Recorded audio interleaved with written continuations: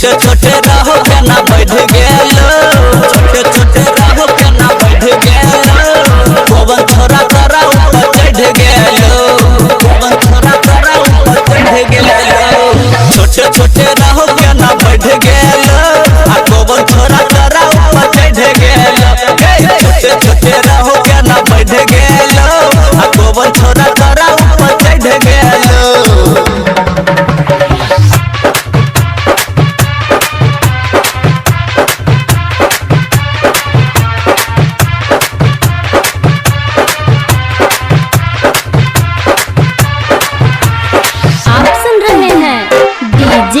शंकर राजपूत हिटौड़ा बाजार।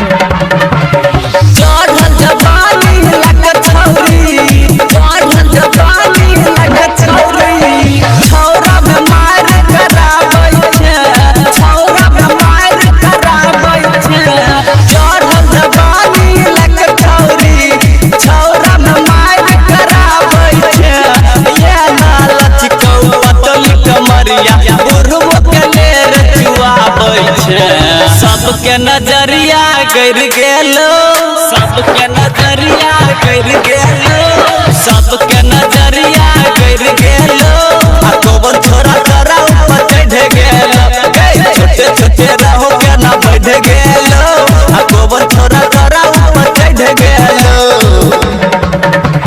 पीएसपी मनोरंजन फिल्म्स, विठाल बाजार समस्तीपुर, विठाल बाजार समस्तीपुर।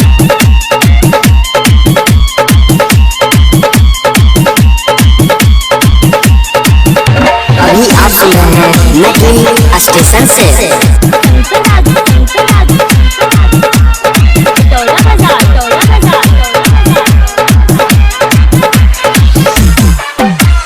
राइटर में धुन के साथ, राइटर में धुन के साथ, मस्ती ली है छोरी राइटर, मस्ती ली है छोरी राइटर, राइटर में धुन के साथ, मस्ती ली है भर राइटर, राम सिंह से बच के रोई है, नहीं देले तो दत काटे, बबलू पीछा पड़ गेलो, बबलू पीछा पड़ गेलो।